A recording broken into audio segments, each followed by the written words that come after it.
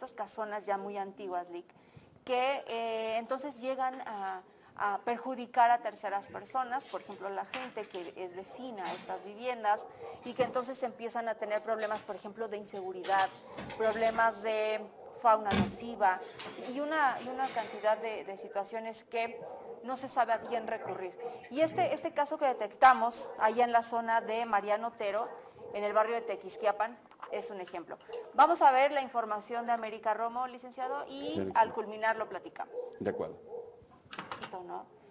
Como ciudadanos, como por ejemplo el señor Iván o Luis, que están en su vivienda y de pronto resulta que el vecino entonces sale de su casa y por cuestiones no sabemos legales, es lo que nos imaginamos, entonces la casa se empieza a quedar abandonada y nos damos cuenta que se empieza a vandalizar y nos damos cuenta que se empieza a caer a pedazos porque es evidente el estado en el que están las paredes de esta vivienda y entonces los maleantes huelen estos espacios y los hacen propios. Y entonces viene un sinfín de molestias que tienen que ver con fauna, que tienen que ver con vandalismo, como escuchábamos, con robos, con miedo. ¿Qué hacemos? Primero, para poder localizar al propietario de esta vivienda, ¿podríamos hacer algo? ¿La autoridad nos podría apoyar? Ya, mira, fíjate que esa era una situación un poco delicada por esta razón. No podemos dar información de las personas, claro. Datos personales prohibidos, ¿verdad? Sin embargo, pues no, las autoridades tienen una base de datos. Claro. Sí, el miedo que tenemos de que la respuesta que pueden hacer, esas agresiones que muestran. Pero claro, es para alejarlos y ellos seguir en su actividad. Pero si nos reuniéramos como vecinos que estén inquietos y estén preocupados, como vecinos a lo mejor pues, se presenta la denuncia en conjunto. O sea, para que la autoridad pueda proceder, seguramente está en litigio este espacio, hay un conflicto legal que no se le permite a una u otra parte tomar posesión de él y entonces se está destruyendo de esta manera. Como vecinos, es que la molestia es bastante grande, ¿no? Por cuestiones también de inseguridad en la zona de Tequisquiapan. Ayer justamente escuchábamos de otro caso de una jovencita lamentablemente desaparecida muy cerca de este lugar y entonces nos ponemos a pensar, como vecinos, ¿qué hacemos? Porque es un tema del diario, es un tema con el que, por ejemplo, los vecinos llegan todos los días a su casa con miedo de que alguna persona les salga por ahí o que algún animal o que la humedad, por ejemplo, empiece a causar estragos también en sus viviendas. De manera inmediata, entonces, tendrían que hacer una denuncia para que la autoridad dé qué respuesta. Bueno, primero, las primeras afectaciones en cuestión del daño y el robo, poner las denuncias, ¿sí? Sí. Claro, siempre nos van a atender si vamos de forma individual, sin embargo, al ser varias denuncias por el mismo motivo, buscando la posibilidad de que si hay un acercamiento con la autoridad y sea un poco más de la atención, ¿sí? Porque ya son varios los afectados.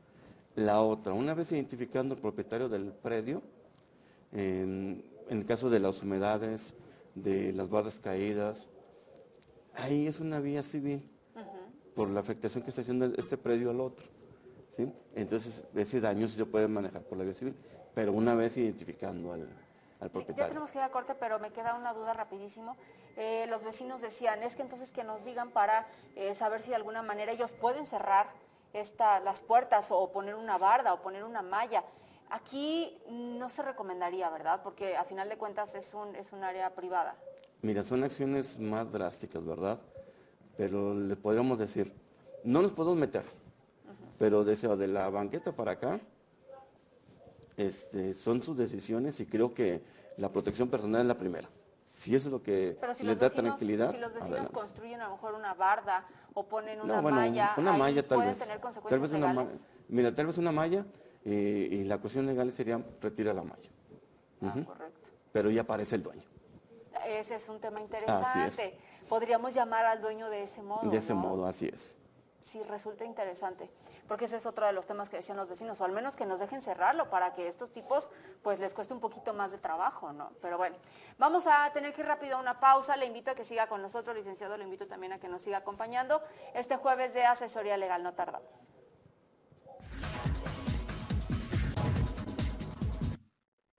La Semana Santa llega con un amplio menú cultural en las 4 regiones del estado, con exposiciones, conciertos, concursos de tradiciones populares como altares de dolores, danzón, elaboración y quema de Judas, además representaciones religiosas coronadas por la procesión del silencio y los viacrucis. San Luis Potosí te espera del 8 al 24 de abril. Consulta la programación completa en las redes sociales de Secretaría de Cultura. La Semana Santa se vive Potosí para las y los potosinos. Hola amigos mexicanos, soy Ricardo Paredi y estoy aquí para hacerles una invitación. Los espero todos los sábados a las 11 de la mañana y los domingos a las 10 de la noche, aquí en Canal 7.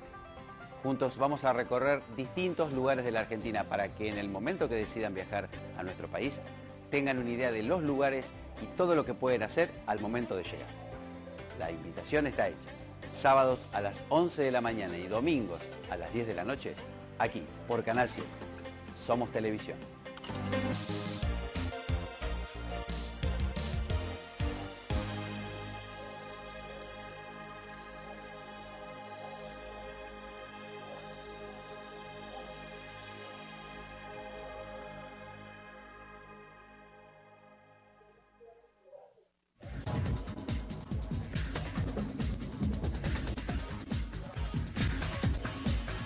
Estamos ya de regreso, muchísimas gracias por estar en contacto. Continuamos con nuestro espacio de asesoría legal, gracias a la Federación Mexicana del Colegio de Abogados, y hoy nos acompaña, ya desde el bloque anterior, el licenciado Ernesto Zambrano. Así que vamos a pasar, Lic, ahora a la asesoría de las personas que se comunican de la Colonia Popular. Dice, ¿qué se hace cuando a uno lo despojan de unos terrenos que no fueron vendidos? Tiene las escrituras y los papeles en regla. ¿Qué pasa cuando uno lo despojan de unos terrenos que no fueron vendidos? Me imagino que esta persona es la propietaria, lo están despojando cuando él puede comprobar que es el propietario. De acuerdo. Bueno, aquí vamos a hablar de un tema en el cual dice la persona, ¿por qué no entregar sus escrituras a nadie, verdad? Ese es el peor temor que tenemos, sí. No dar las escrituras a nadie. Mira, ha sucedido que se han hecho actos jurídicos que será una compraventa con documentos creados, ¿sí? ¿Sí? Y por eso dan la posesión de estas propiedades a otra gente. Recordamos también que el registro público tiene un registro, un antecedente de nuestra escritura. Ahí está toda la información. Aquí lo que se le podría recomendar al señor es, primero, ver el antecedente, qué pasó en el registro público, por qué se hizo la modificación. Debe haber intervenido alguna autoridad de por medio, ya sea una autoridad judicial o en ese caso por conducto de un notario, esa venta. Y solamente lo puede rastrear a través del registro público. ¿Cuál es el procedimiento? Entonces esta persona dice, yo soy el dueño y entonces resulta que hay otro dueño. ¿Qué tengo que hacer o a dónde tengo que acudir para demostrar que esa otra escritura es falsa? El Instituto Registral y Catastral, por ejemplo, tiene mecanismos para solicitar copias certificadas de tus escrituras. Él proporciona los datos que vienen de su escritura, sí. Datos de inscripción, foja, libro, tomo, tipo de libro, para que de ahí le digan cuáles son los movimientos de escritura. Ahí le podría decir, tal autoridad ordenó esto, primero. Segundo, Catastro del Estado también hace un movimiento de cambio de propietario. Saber si el predial sigue estando su nombre o está en nombre de otra persona. Y ahí vemos cómo es que se hizo el cambio. Y lo más importante, una vez detectado el medio por el cual se cambió de propietario, es atacar ese acto jurídico, esa compraventa, esa donación, ese juicio que se pudo hacer, debemos de atacarlo. Bien, le preguntan, Lic, dice José Guadalupe, ¿en dónde puedo sacar una constancia de identidad? Ay, fíjate que ya está más complicado esto. Regularmente le dábamos Correos de México, te daba una constancia de que vivías aquí. Municipio también nos tocaba una, solamente que ya están muy limitadas por esa parte de que pues se pide mucha documentación. Pero podría preguntar otra vez al municipio o en Correos de México. Pregunta también la del Registro Federal de Causantes. Ese es ante Hacienda principalmente. Claro. ¿Sí? Sí, el RFC, ¿no? Sí. Nos dice Julia Flores, Una sobrina tiene a su hija con solo el apellido de la mamá. El papá se niega a apoyarla porque no lleva su apellido. ¿Qué se hace en estos casos? Bueno, tendría que acudir ante la autoridad judicial, juzgado familiar. Se llama juicio de reconocimiento de paternidad. Ya sea si tiene un abogado que la pueda respaldar o si no acudir a Defensoría Social, ¿sí? Defensoría de Oficio, para que nos puedan apoyar en ese sentido. Pero bueno, fíjese, aquí entonces el papá obviamente le van a decir que si es el papá y aquí en este caso no puede dar un retroactivo de lo que no dio durante cierto tiempo. Ya se considera que una vez que se demanda el juicio de paternidad y se reconoce esa paternidad, tendría acceso a pedir el pago de todos los años anteriores, sí, por esa negativa. Claro. ¿Sí? Dice de Villas del Rosedal, Arturo Medina, su cuñada falleció, tenía una cuenta en un banco, se hicieron los trámites correspondientes, pero la cuenta ahora está bloqueada. Su hermana, su cuñado falleció, su hermano, o sea, la viuda, no sabe qué hacer ahora. De acuerdo. En todos los bancos, como en las cajas populares o de préstamo y ahorro, dejan un beneficiario. Claro. Si no se estableció el beneficiario, tendríamos que generar un juicio sucesorio para solicitar la entrega de ese dinero. Por ejemplo, en caso de esta negativa, a lo mejor era su cuenta de nómina, no sé, ¿no? Y ahí, por ejemplo, con las de nómina a veces no nos piden estos datos. ¿Se podría hacer alguna petición ante, no sé si Conducef o directamente a la institución bancaria? Podríamos hacer esta aclaración, ¿verdad? Una tarjeta de nómina, una cuenta de nómina de pago, vamos a decir, ya es algo personal. El patrón entrega el dinero, ese dinero ya es tuyo. Cuando se da el comunicado del fallecimiento, se bloquea la cuenta para el mal manejo que se pueden dar. Claro. Por eso es el juicio sucesorio de decir a quién le puede otorgar ese derecho. Bien, a ver, tenemos aquí otras llamadas. Dice Félix, se salió de su casa, las escrituras se las escondieron o se las robaron. Y cuando regresa se encuentra con la sorpresa de que ya vendieron su casa, algo similar a lo que platicábamos. Sí, ¿no? Esas ventas fraudulentas que pueden darse, engañar a la gente, pero principalmente es eso, tenemos un antecedente, e inmediatamente lo conozco, denunciar, por ejemplo en este caso es un documento, denuncio por el robo de ese documento, denuncio por el fraude y civilmente pues pedir que esa venta no sea válida. A ver, y pongámonos en los zapatos, es que qué horror, imagínense que llega usted a su casa y entonces ya está ocupada. ¿Qué hacemos? Así, de inmediato, ¿qué debemos hacer? ¿A qué autoridad debemos acudir? ¿Qué papeles tenemos que llevar? Todo esto también depende del tiempo.